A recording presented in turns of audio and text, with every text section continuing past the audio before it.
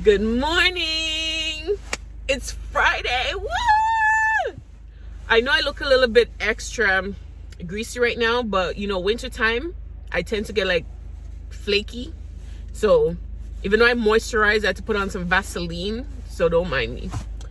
I'm driving to work right now, and my car just went on empty, but it's okay. I'll make it to work. Okay, so we've also, welcome back to the channel. If you're new here, stick around, you know, check out the content. And if you like what you see, you know, subscribe.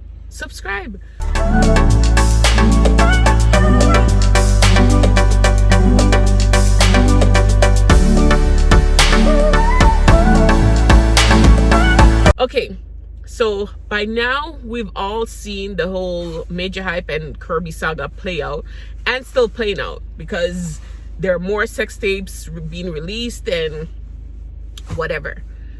But I'm going to talk about my story of abuse, you know, and how it's a generational thing, you know, because it seems like abuse is passed down and passed down and passed down. And I don't think I know one Caribbean person that I grew up with or that I've met that hasn't gotten licks or gotten beaten from, you know, when they were younger, growing up. And our parents, our grandparents, they don't look at it as abuse. They just look at it, oh, as I beat my child, it's discipline, it's this and that. They don't look at it as abuse. Not every kid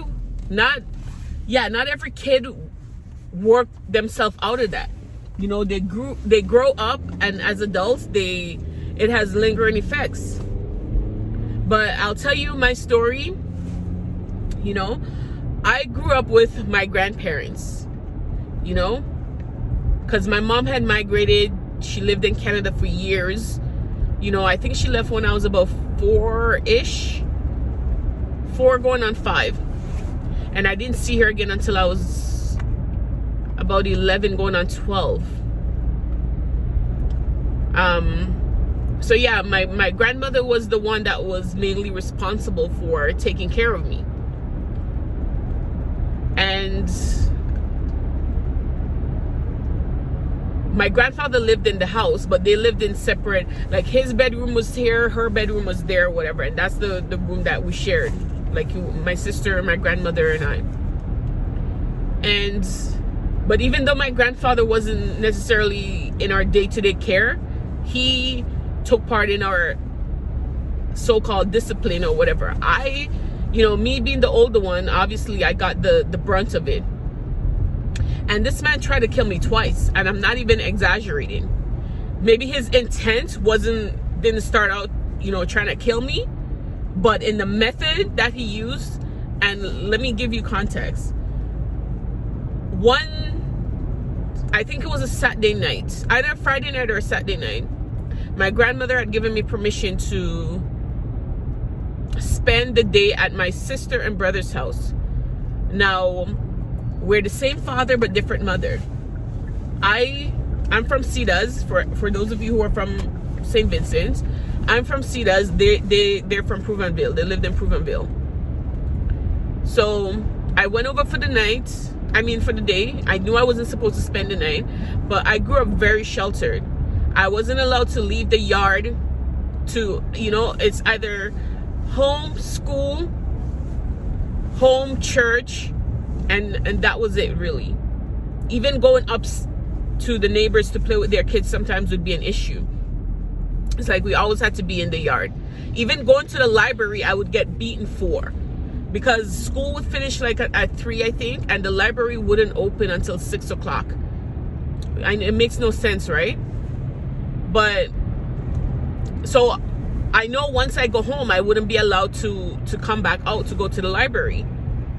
So I would go sit outside the library until it opened to get my books and go home. And I knew I was gonna get beat, but hey, as a kid, I loved to read. I was an avid reader. Anybody that knows me growing up, they would see me, I'd be walking the road, my head's in a book.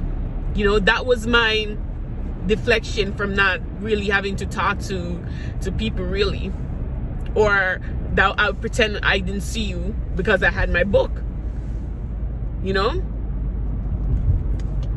But this particular day, when I'd gone over and I knew I wasn't supposed to sleep over, I ended up spending the night. And the next morning, my grandfather came and called me out, because where their house was, it's like they lived down in a lane.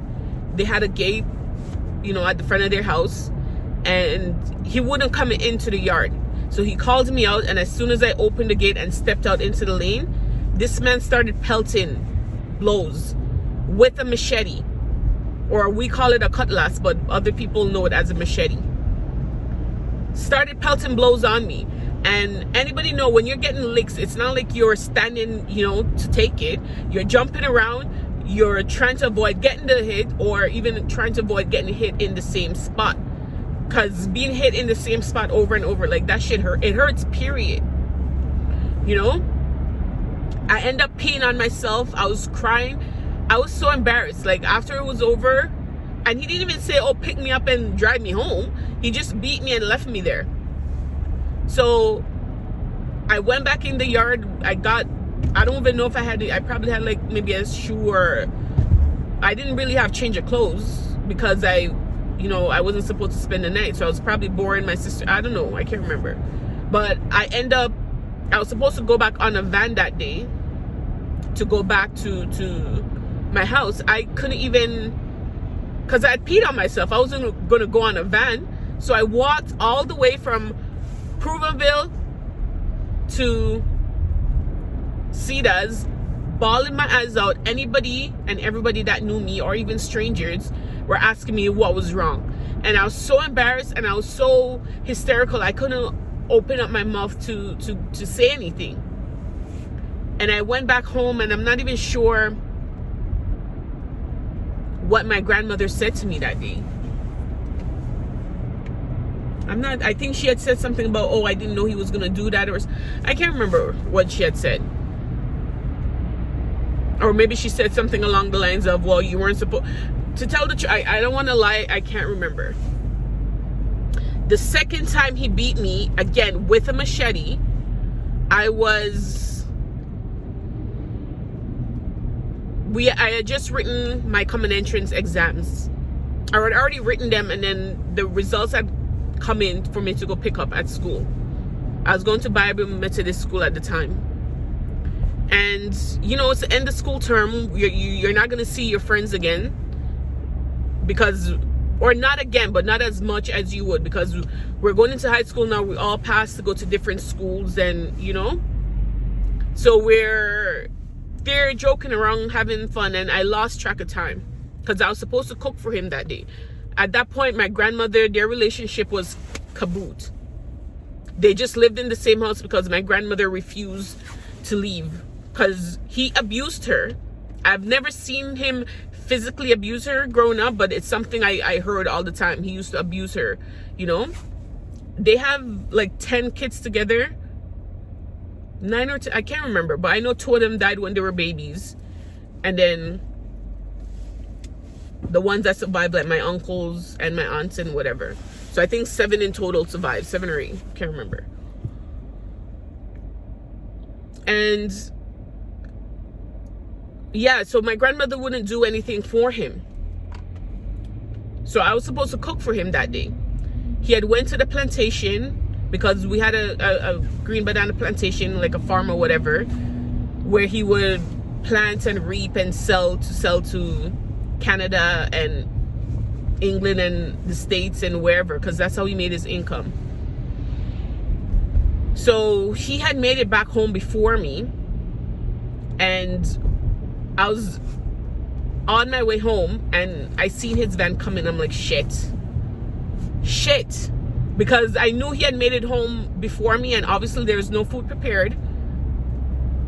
And I was hoping maybe he wouldn't see me or whatever, but he saw me, and he stopped his van. We were right at where the Anglican church is, and he got out of his van and he called me over, and he started raining blows on me with the machete. And I couldn't run, because if I run home, he was gonna come home and catch me at home, you know. or somebody would have seen me running or something and try to stop me and hold me for him, not knowing what was going on, because in their head, once a child is getting a beat, she must have done something wrong. You know, I think I was 11 at the time. So I had to stand up, and if I tried to, there was a cliff right there. If I moved the wrong way, I could have possibly fell over.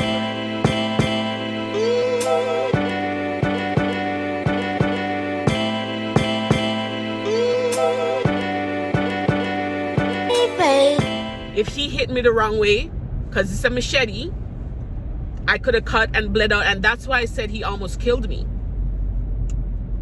And while it probably wouldn't have been his intent to do it, in the fit of anger that he was in and hidden, the cutlass could have cut me and I would have bled out, you know. And even in between those, I gotten, you know, hit from him many a times for little stupid things, because my grandfather was a very ignorant man. He was very ignorant. I've witnessed him almost killing one of my uncles, like literally almost cutting his head off, and I'm not even exaggerating. But even before that, and I think this incident happened before I was born, or maybe when I was like I was a baby. As I said, he used to abuse my grandmother, so, you know, like beat her and stuff like that. So I think one time my uncle, which is my grandmother's child, that's not his biological child, had said something to him, spoken up in defense of his mother. And that same uncle used to help him out in, I'm not sure if it was his farm or my uncle was working at somebody else's farm or whatever, I don't know. But he went to where my uncle was with the same machete, because that was his go-to weapon. If guns were not very prevalent back then, if he had a gun, a lot of people would have died by his hands. And who knows, maybe some did. I don't know. I've never heard anything about that. My uncle, he chopped up my uncle. My uncle now, still alive years later, has the scars on his face, on his hands. And I'm surprised he didn't die. Like, he literally tried to kill this man, all because he spoke up in defense of his mother. And he went to court for it. But my uncle now, oh, I'm a Christian, I don't believe. He went to the court and asked them to withdraw the charges. And I never understood that. You know, hearing the story and, you know, becoming an adult, I never understood that. Because that was attempted murder. Regardless of whether or not the victim came forward and said, I want to withdraw the charges, the evidence is there to back it up. But anyways, the charges were withdrawn. They went on and lived their lives and whatever. My uncle now, which this particular uncle, I hate him. And I know hate is a very strong word. But regardless, that's not something I wanted to see happen in front of me. I was a kid. I don't even remember how old I was. I was probably like maybe 9, 10. Yeah, maybe about 10. And that particular day, he was supposed to go with him to the plantation to help him, you know, with the bananas and whatever. And I guess he woke up that morning and decided he didn't want to go. And my grandfather got into a rage and he was cussing and going on and saying this and saying that and whatever. And where we lived, we couldn't drive down into our yard. So his van had to stay up at the top, you know, where the main road was or whatever. So he picked up and packed up and left. Everyone thought that he was gone. He sneaks back into the yard, and I'm saying sneak back because none of us never heard him until he got into the bedroom of where my uncle was, and that's when we heard the scuffling going on. And I heard him saying something along the lines of, oh, I'm gonna kill you with this, that, blah, blah, blah. They fought, and mind you, my uncle was young at the time. I think he was like in his 20s, and my grandfather was probably, yeah, in his early 20s. My grandfather was probably like in his 50s. I want to say honestly, I don't remember, probably like in his 50s. But he was strong because he did a lot of physical work, so he had the stamina, he was strong. And also because my uncle was probably like still groggy, still half asleep, I don't flipping know, but they fought, came out into the room, from the room onto the veranda. And the last thing I remember, and my grandmother, she's very sickly, she had diabetes and high blood pressure and all that, so that particular morning she was sick. She was still in her nightie. My sister and I were dressed to go to school, you know, getting ready to go to school, and we're yelling, screaming, stop, stop, stop. My grandmother's begging him to just stop, please, you know. I think I even remember her saying, oh, he'll go with you or something. It was chaotic. And the last thing I remember was my uncle was over the veranda, and my grandfather had the machete. My uncle's hands were up like this, trying to prevent the machete from, you know, cutting his neck. And my grandmother asked me to run across to get one of the neighbors that she was close with to ask their sons to come and help. And I went over there, and the woman's, she's saying, oh no, my sons are not there, you know, no one's here. But as an adult now, looking back, it's very possible her sons are home. No mother was going to send their child into that situation, because everybody knew the reputation of my grandfather. They know the type of person that he was. Nobody was going to send their kid into that situation. And I was in tears, like, because I remember the position that I left them in. So in my head now, I'm like, I'm gonna go back, there's gonna be a head on the floor, because my grandfather was adamant he was gonna cut his head off. He was intent, that's what he was gonna do. And I'd seen his van probably about maybe 10 minutes or so. I'm standing outside the neighbor's house, and we're both looking over. We live in it wasn't a great distance or whatever, but from where the neighbor lived, I could see my house. I couldn't see the part where they were at, but I could see over my house, and we're standing there, and we didn't have running water in our house, in our yard at the time. So there is a main pipe where everybody, the government had installed, where everyone from the community can come and get their water and whatever. And I'd seen his van drive down, and he went to the standpipe to wash off. All I can see was blood from his hand. I don't know if he got, I think he'd end up getting like a slice on his hand as well, but he was washing off the cutlass. And I went into hysterics. I was bawling. I remember yelling at him. I'm like, you're evil, you're this, you're that, I hate you, and whatever. And as soon as I said it, it's like instant regret. I'm like, oh my God, he's gonna come at me now. He's gonna come at me. But he washed off his stuff and went on his way. And I went home, not knowing what I was gonna find, you know, because he could have killed my uncle, he could have chopped up my grandmother. I don't think he would have done anything to my sister, but who knows.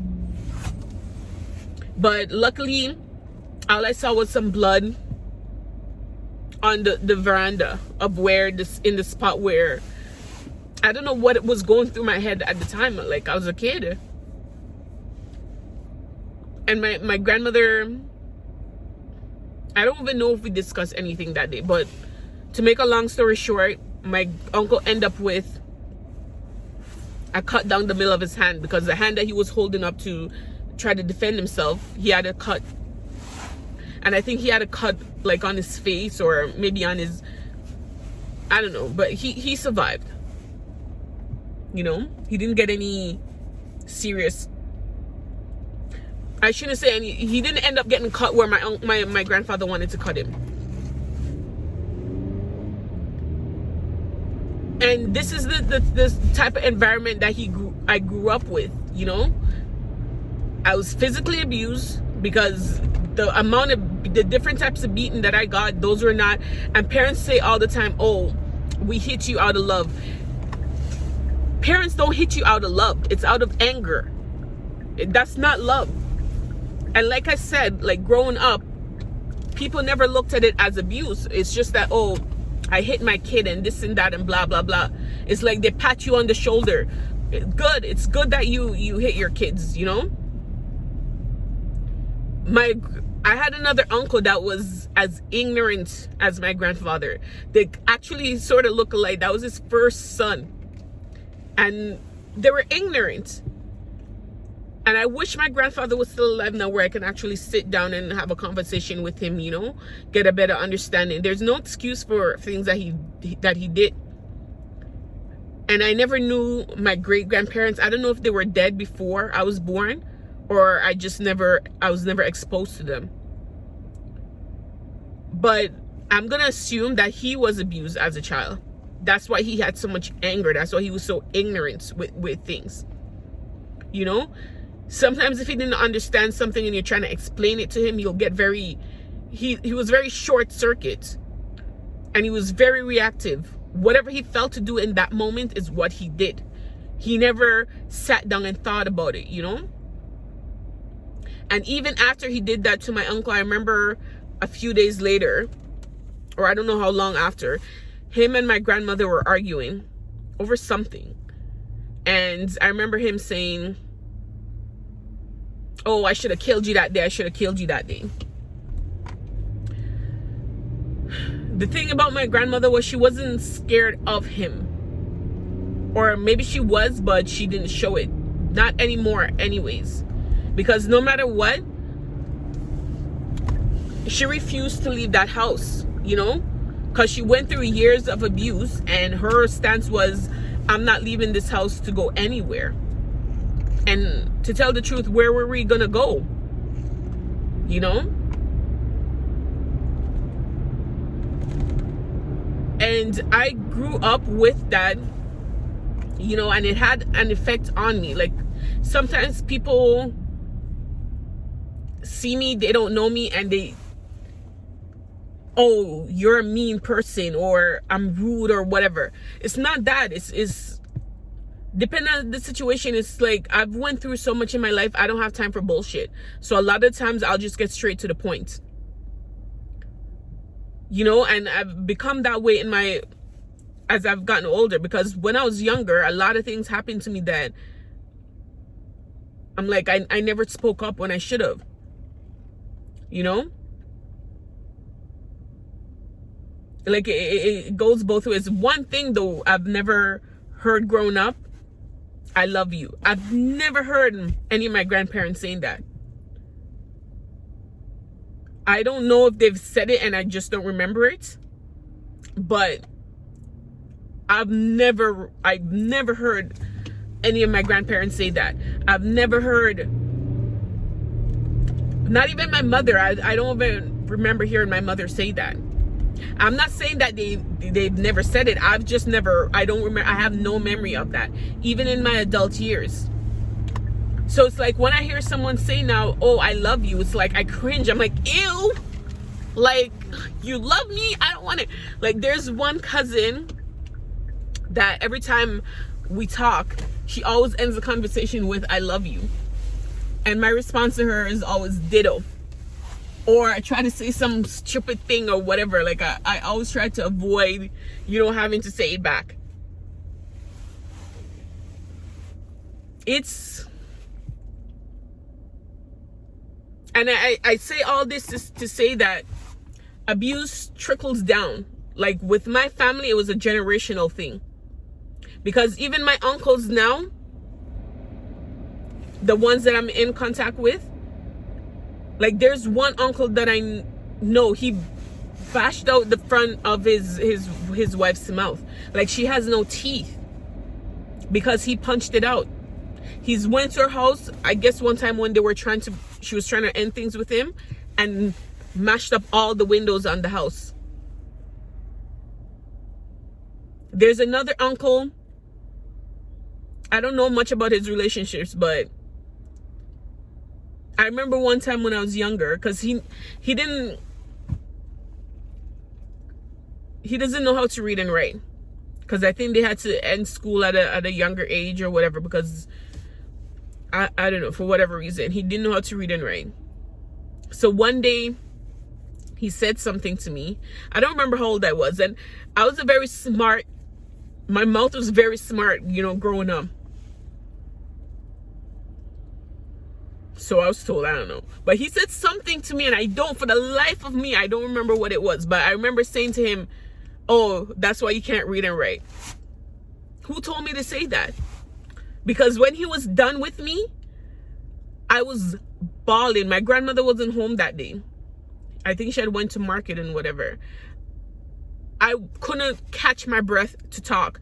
Another one of my uncle came, and he was trying to ask me what happened. And I couldn't talk. He started to cuss me out. Obviously, I'm in hysterics. I couldn't even catch my breath. Like, he hit me so hard in my back, I couldn't catch my breath to talk. And he thought I was being rude to him. It's not that I was being rude. I literally couldn't catch my breath to talk, to give you an answer. You know? There's a lot of times, I remember one time, I had went to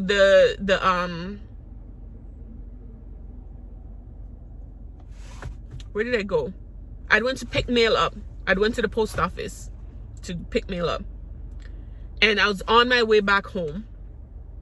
And this little girl that I can't remember what country she came from, but she was living there with her mother and this older guy in our community or whatever.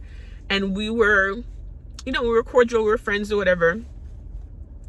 And I met her, I was almost halfway back home, you know, and she's like, oh, your grandmother said you can follow me back to the post office.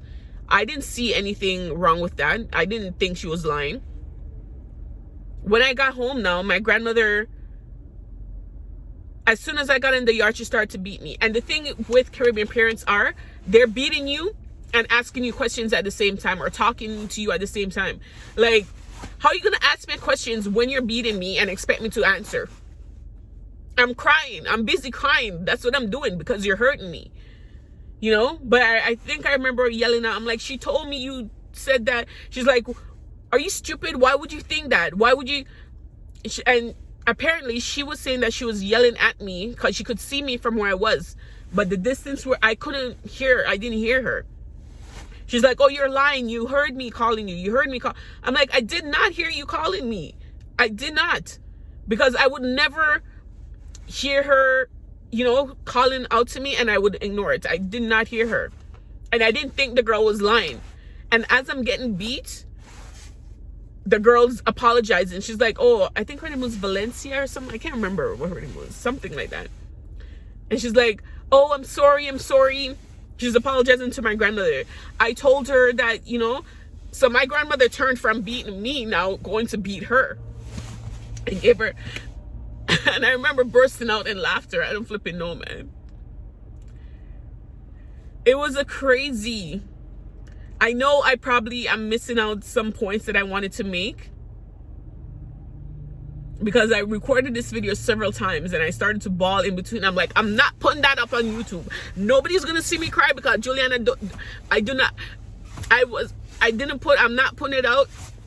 So, but anyways, guys, I'm at the gas station. I have to go fill up my gas tank and then head to work. So if you've made it to the end of this video, give me a thumbs up, comment, and subscribe. And if I know a lot of you are gonna watch this and probably know what I'm talking about, not necessarily my situation, but you guys have your own situations and whatever, let me know in the comment section below.